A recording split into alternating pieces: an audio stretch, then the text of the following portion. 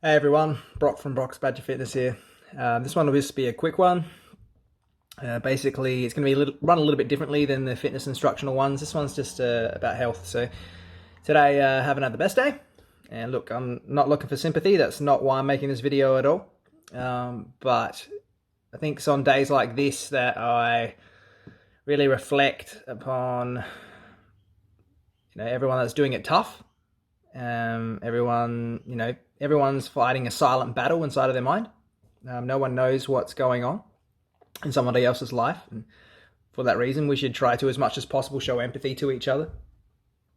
And basically last night and get the best sleep. And pretty much, it is one of the most important, if not the most important thing for your health, other than breathing.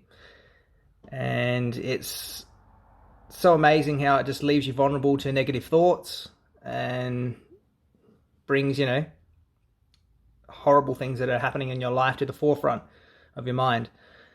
So I just want to talk a bit about that and my personal experience with depression. And so, yeah, that's what we're going to talk about. So today, personally, been grinding pretty hard. Some of you may know I'm studying a Bachelor of Health Science in Natural Therapies. So pretty soon I'll be a qualified naturopath and health professional. Look, normally I would just crack on. I would, continue working out, smash it out. Today, on days like today, I would normally, if I'm not feeling it, I would just keep going. But I can feel that my nervous system's quite fried. I've just began a new sport, bouldering, which is basically rock climbing without the harness. It's awesome, but takes adjustments. Any new exercise you do takes adjustments from your nervous system for your body to get used to that. So definitely feeling that. And then, I went 3 days in a row after going bouldering for the second time and started to introduce a couple of new exercises into the regime. And nervous system's pretty fried. And didn't help last night. Didn't get the best sleep. Anyway, back on task. We're talking about if you feel flat, if you're just not feeling it, and this is happening on a regular basis, it's probably a good chance that your adrenals are taking a smashing. And this has a lot of association to mental illness. Okay?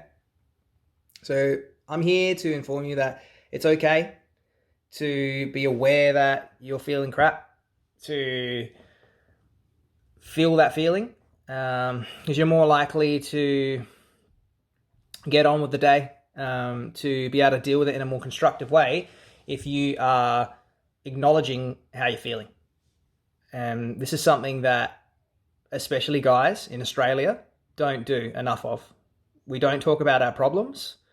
It's very much a culture of, oh, she'll be all right, mate. It'll be all good. And we don't talk to each other about it. And before we know it, things have bottled up and they've got to a problem where we either really run down and we get sick all the time, or we lash out at the people that we care about, and it's not right. We all know deep in here that it's not right to do that. So we don't mean to do it. It's part of being human though, right? But what are some of the things that we can put in place to prevent this? And I talked about one at the start of the video, and that is getting enough sleep. It is the most important thing. It's nothing new.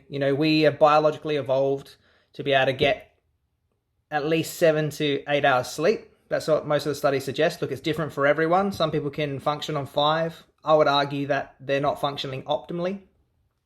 But hey, it's a discussion for another day. Roughly 7 to 8 hours of sleep is ideal. That's the most important thing to reduce your cortisol, which is a stress hormone. And look, if you in this modern day life, sometimes that's not realistic, right? But at least be aiming to get that. Okay, at least making concerted effort and putting your priorities into trying to turn off electrical devices at night at least 2 hours before you sleep. Keep your phone away from your head. It interferes with the frequencies that your brain needs to relax and wind down at night. Okay, and the reason that I wanted to make this video primarily, as I was talking just before about how men don't talk about their problems, is that men are 3 times more likely in this country to commit suicide. And this is something that has actually happened quite personally, to one of my best friends. He actually took his life at the start of the year. And it was a massive surprise to all of us. Absolutely sucked to hear that news. He was such a joyous, amazing personality, beautiful person to be around, and he felt like he had no one to talk to. He moved interstate away from his family a little bit, and maybe he didn't have the support network. And I felt a lot of guilt for a lot of time because he would always offer me to go over there and watch footy matches with him. And I said, yeah, I'll do it. And I never got the opportunity to do that. And now he's dead. So I just want to spread the message that it's okay for blokes to talk about their problems and show vulnerability. We don't have to have like this macho bravado that like you're a pussy if you don't, if you're, always talking about your problems and whinging about things. And look, there's a fine line between you constantly whinging about something and then not doing anything about it. I'm definitely not proposing that, that's what we should be doing, but need to be talking about this sort of stuff. I only had a conversation with my mates the other day, and, they were saying that they have such social anxiety that they can't even go out into public without being under the influence of alcohol or drugs. Like, that's not right. It's just, there's a lot of choice words that I want to say about it because it really angers me, but look, we've got to keep it G-rated on here. So, look, 2017, 2,348 deaths from suicide were men alone that took their own life. And that's according to the Australian Bureau of Statistics. So that's almost 3,000 dudes in a completely preventable situation that felt like they had no other out than to off themselves. So what sort of society are we developing where that's a normal thing? That we just feel like we've got nowhere to go. There's no resources. And I know that there are resources out there, right? But these guys obviously feel like there's not. Why is that? Why is it that resilience and, the ability to be able to adapt to, or giving people the skills to be able to adapt to stress and the horrible parts of life is not emphasized in schools? I was never taught that, I learned much of this basically going through crap and being suicidal, wanting to off myself because I felt like it's the only way out. And thankful I've got a strong family network, and they took me out of it and gave me the support I needed. It's often these dark times that help us to turn a corner, but not everyone goes that way. They just keep going down that rabbit hole, and before you know it, there's no getting out. You just keep digging yourself deeper and deeper and deeper until that's it. Bam, you're off yourself. So, number one, this should be taught in schools. Number two, please get enough sleep. Just where you can. Make it a priority, okay? Make your health a priority. If you're doing the best that you can for yourself, it's okay to be selfish, like I'm today. Normally I would crack on, do uni, try to help out someone else. But I'm taking a day. I'm going to go get a massage. I'm going to help my body recover.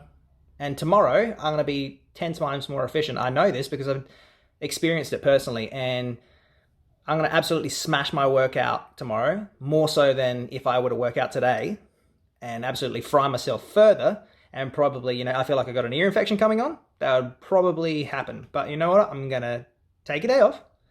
I've been at uni all morning since 8. I'm going to take a day off, and we're going to reassess how I feel.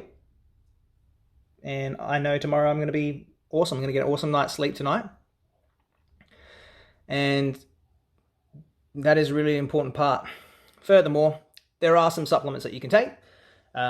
Be thankful. There are things you can buy that will help you to deal with stress, to get better sleep. One of them is adaptogenic herbs and mushrooms.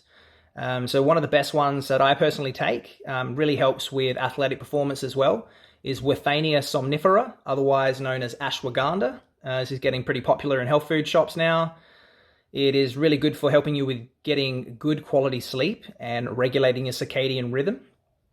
For those of you that don't know what circadian rhythm is, it's basically our biological inner clock. So, sometimes you get into a really good routine and your body just wakes you up. You don't even need your alarm. That's your circadian rhythm that regulates that.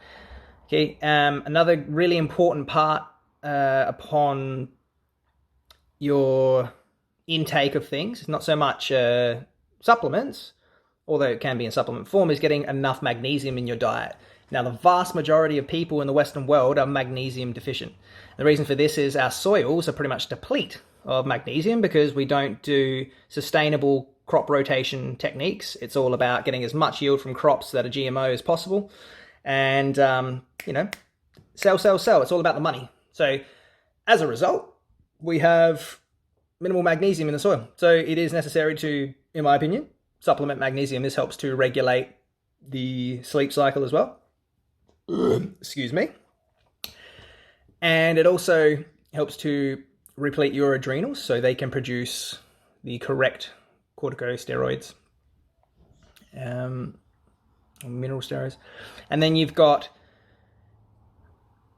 the things that actually basically deplete you of nutrients and poach from the adrenals your energy. So these things are things like coffee, black tea, and alcohol, particularly because they force you to prioritize the metabolism within the body to get, especially alcohol. As you know, it's a diuretic, makes you urinate. Some people have very similar effects from coffee. And look, these things in moderation, good thing. But when they become a dependent, you have a dependency on them, then they start to affect your adrenal glands. And the adrenal glands play a part in helping to regulate that circadian rhythm, getting enough sleep, feeling like you got real energy, not just artificial energy from stimulants like caffeine. Okay? So I guess the reason I'm mentioning this, and I keep going on about sleep, is this is the biggest tool we have in our toolkit, maybe besides meditation, which can also help to lower cortisol levels quite effectively in a lot of studies. Sleep and getting the right nutrition is the biggest tools we have in our toolkit to combat us not getting the things that we need to develop a resilience to the stresses of the outside world, because stress is going to happen. It's part of being alive. We've got it inside of us biologically from when we used to run from saber-toothed tigers and predators. Okay, but now this new world initiates stress in us like it never has before. And we have to combat ourselves with armor, if you like, for a metaphor, to help to deflect. So, I hope this video helped everyone out. If you have any questions, please chuck them down the bottom in the comment section. Let's create a bit of a discussion. Right? Have a bit of a forum, have a bit of community here. It's what it's all about. That's why I did this channel. I want to get information out there and share ideas with each other of how we can stop people killing themselves, basically. Okay? The link between no sleep and mental illness is a strong one. All right? Or poor sleep, mental illness. That's why we keep going on and on and on about it. And look, I understand that in this modern lifestyle, it may not always be ideal to have perfect nutrition and to get the optimal amount of sleep and to have all these supplements. And I understand people have financial restrictions, right? But at least endeavor to do the basic things. Like stop looking at your phone 2 hours before bed. Get a comfy pillow for your bed. I just don't want anyone out there to end up like my mate and feel like they don't have any way out than to kill themselves. Because that doesn't just happen overnight. It's a build up over time of recessive thoughts and not doing the right things nutritionally to give yourself the best chance of fighting off that stress before it kills you, literally. Thanks, everyone. If you liked the video, please give it a like. And share it around to all your friends, please. And please subscribe. If you like this content, there's going to be much more coming. So a little subscribe button down the bottom there. Click that sucker. Peace!